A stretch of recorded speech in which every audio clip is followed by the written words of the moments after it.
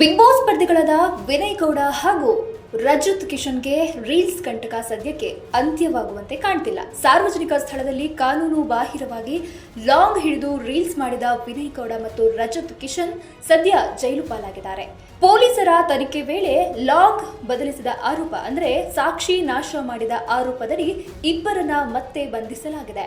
ರೀಲ್ಸ್ಗಾಗಿ ಮಚ್ಚು ಹಿಡಿದು ವಿಡಿಯೋ ಮಾಡಿ ಸಂಕಷ್ಟಕ್ಕೆ ಸಿಲುಕಿರುವ ವಿನಯ್ ಗೌಡ ಮತ್ತು ರಜತ್ ಕಿಶನ್ ಸದ್ಯ ಪರಪ್ಪನ ಅಗ್ರಹಾರ ಸೇರಿದ್ದಾರೆ. ಇಂದು ಇಬ್ಬರ ಜಾಮೀನು ಅರ್ಜಿ ವಿಚಾರಣೆ ನಡೆಯಲಿದ್ದು, ನ್ಯಾಯಾಲಯ ಇಬ್ಬರಿಗೂ ಜಾಮೀನು ನೀಡುತ್ತಾ ಅಥವಾ ಇನ್ನಷ್ಟು ದಿನಗಳ ಕಾಲ ಪೊಲೀಸರ ಕಸ್ಟಡಿಗೆ ನೀಡುತ್ತಾ ಎನ್ನುವುದನ್ನು ಕಾದು ನೋಡಬೇಕಿದೆ. ಬಿಗ್ ಬಾಸ್ ಕನ್ನಡ ಸೀಸನ್ 11 ಮುಗಿದ ಬಳಿಕ ಆರಂಭವಾದ ರಿಯಾಲಿಟಿ ಶೋನಲ್ಲಿ ರಜತ್ ಕಿಶನ್ ಹಾಗೂ ವಿನಯ್ ಗೌಡ ಇಬ್ಬರು ಸ್ಪರ್ಧಿಗಳಾಗಿದ್ರು. ಈ ರಿಯಾಲಿಟಿ ಶೋನ ಒಂದು ಸಂಚಿಕೆಗಾಗಿ ರಜತ್ ಕಿಶನ್ ನಟ ದರ್ಶನ್ ಪಾತ್ರ ಹಾಗೂ ವಿನಯ್ ಗೌಡ ಪುಷ್ಪ ಪಾತ್ರವನ್ನ ನಿರ್ವಹಿಸಿದ್ರು. ಈ ಗೆಟಪ್ನಲ್ಲಿದ್ದ ಇಬ್ಬರು ಸ್ಟಾರ್ಸ್ಗಳ ವಿಡಿಯೋವನ್ನ ಮಾಡಿದ್ರು. ವಿನಯ್ ಗೌಡ ಹಾಗೂ ರಜತ್ ಕಿಶನ್ ಚಾಲೆಂಜಿಂಗ್ ಸ್ಟಾರ್ ದರ್ಶನ್ ಅಭಿನಯದ ಹಾಡಿಗೆ ಲಾಂಗ್ ಹಿಡಿದು ರೀಲ್ಸ್ ಮಾಡಿದ್ರು. ವಿಡಿಯೋದಲ್ಲಿ ಇಬ್ಬರು ಕೈಯಲ್ಲಿ ಲಾಂಗ್ ಹಿಡಿದು ಪೋಸ್ ಕೊಟ್ಟಿದ್ರು. ಈ ವಿಡಿಯೋ ಸಾಮಾಜಿಕ ಜಾಲತಾಣದಲ್ಲಿ ಸಖತ್ ವೈರಲ್ ಆಗಿತ್ತು. ವಿಡಿಯೋ ವೈರಲ್ ಆಗ್ತಿದ್ದಂತೆ ಸಾರ್ವಜನಿಕ ಪ್ರದೇಶದಲ್ಲಿ ಕಾನೂನು ಬಾಹಿರವಾಗಿ ಲಾಂಗ್ ಹಿಡಿದುಕೊಂಡು ವಿಡಿಯೋ ಮಾಡಿರುವ ಆರೋಪದ ಮೇಲೆ ಬೆಂಗಳೂರಿನ ಬಸವೇಶ್ವರ ನಗರ ಠಾಣೆಯಲ್ಲಿ ವಿನಯ್ ಗೌಡ ಹಾಗೂ ರಜತ್ ಕಿಶನ್ ವಿರುದ್ಧ ಎಫ್ಐಆರ್ ದಾಖಲಾಗಿತ್ತು. ಶಸ್ತ್ರಾಸ್ತ್ರ ಕಾಯ್ದೆ ಅಡಿ ಪ್ರಕರಣ ದಾಖಲಾದ ಕಾರಣ ಪೊಲೀಸರು ಇಬ್ಬರಿಗೂ ನೋಟಿಸ್ ನೀಡಿ ಸೋಮವಾರ ವಿಚಾರಣೆಗೆ ಹಾಜರಾಗುವಂತೆ ತಿಳಿಸಿದ್ರು. ಮೊದಲು ವಿನಯ್ ಗೌಡ ಸ್ವತಃ ವಿಚಾರಣೆಗೆ ಹಾಜರಾಗಿ ಸ್ಪಷ್ಟನೆ ನೀಡಿದ್ರು. ಅಲ್ಲದೆ ಕ್ಷಮೆ ಕೋರಿ ಪತ್ರ ಬರೆದಿದ್ರು. ಆದರೆ ರಜತ್ ಕಿಶನ್ ಬೇರೆ ಚಿತ್ರೀಕರಣದಲ್ಲಿದ್ದ ಕಾರಣ ಪತ್ನಿ ಅಕ್ಷಿತಾ ಪೊಲೀಸರ ಮುಂದೆ ಹಾಜರಾಗಿ ಪತಿ ವಿಚಾರಣೆಗೆ ಹಾಜರಾಗಲು ಸಮಯ ಕೇಳಿದ್ರಂತೆ. ಕೊನೆಗೆ ಇಬ್ಬರು ಜೊತೆಯಲ್ಲಿ ವಿಚಾರಣೆಗೆ ಹಾಜರಾಗಿದ್ದು ಇಬ್ಬರನ್ನ ವಶಕ್ಕೆ ಪಡೆದು ವಿಚಾರಣೆ ನಡೆಸಿದ ಪೊಲೀಸರು ಕೊನೆಗೆ ಬಂಧಿಸಿದ್ರು.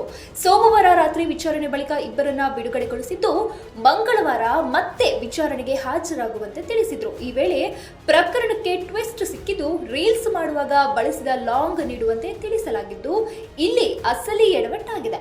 ವಿಡಿಯೋದಲ್ಲೇ ಬಳಸಲಾದ ಲಾಂಗ್ ಎಂದು ಬದಲಿ ಲಾಂಗ್ ಒಂದನ್ನು ಕೊಡಲಾಗಿತ್ತು. ಪೊಲೀಸರ ತನಿಖೆಯಲ್ಲಿ ರೀಲ್ಸ್ನಲ್ಲಿ ಬಳಸಿರುವ ಲಾಂಗ್ ಫೈಬರ್ ಲಾಂಗು ವ್ಯತ್ಯಾಸ ಇರುವುದು ಸ್ಪಷ್ಟವಾಗಿ ಗೊತ್ತಾಗಿತ್ತು. ಇಲ್ಲಿಂದ ತನಿಖೆ ಚುರುಕುಗೊಂಡಿದ್ದು ಸಾಕ್ಷಿ ನಾಶ ಆರೋಪದಡಿ ಇಬ್ಬರನ್ನ ಮತ್ತೆ ಬಂಧಿಸಲಾಗಿದೆ. ಮಂಗಳವಾರ ಇಡೀ ದಿನ ಇಬ್ಬರನ್ನ ತೀವ್ರ ವಿಚಾರಣೆ ನಡೆಸಿದ ಪೊಲೀಸರು ರೀಲ್ಸ್ ಮಾಡಿದ ಸ್ಟುಡಿಯೋದಲ್ಲಿ ಸ್ಥಳ ಮಹಜರು ಕೂಡ ನಡೆಸಿದ್ರು. ಈ ವೇಳೆ ಎಲ್ಲಿಯೂ ರೀಲ್ಸ್ನಲ್ಲಿ ಕಂಡು ಬಂದ ಲಾಂಗ್ ಪತ್ತೆಯಾಗಿಲ್ಲ.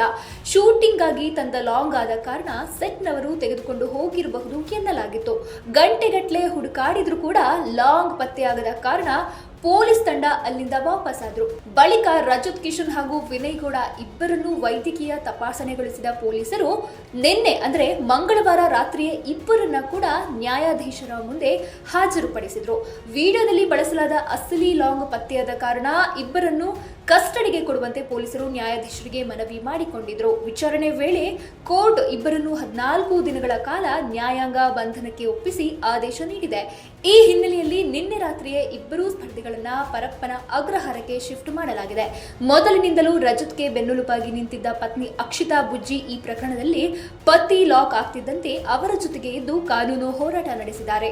ಪೊಲೀಸರು ವಿಚಾರಣೆಗೆ ಕರೆದಾಗಲೂ ಪತಿಯ ಬದಲು ತಾನೇ ಮೊದಲು ವಿಚಾರಣೆ ಎದುರಿಸಿ ಪತಿ ಬಂದು ವಿಚಾರಣೆ ಎದುರಿಸುವ ಭರವಸೆ ನೀಡಿದ್ರು. ಬಳಿಕ ಪ್ರಕರಣದ ಗಂಭೀರತೆ ಅರಿತ ರಜತ್ ಸ್ವತಃ ಬಂದು ವಿಚಾರಣೆ ಎದುರಿಸಿದ್ರು. ಎರಡನೇ ದಿನವೂ ಪತಿಯೊಂದಿಗೆ ಬಂದಿದ್ದ ಅಕ್ಷಿತಾ ಬುಜ್ಜಿ ಪತಿಯನ್ನ ಈ ಸಂಕಷ್ಟದಿಂದ ಪಾರು ಮಾಡಲು ಒದ್ದಾಡ್ತಿದ್ರು.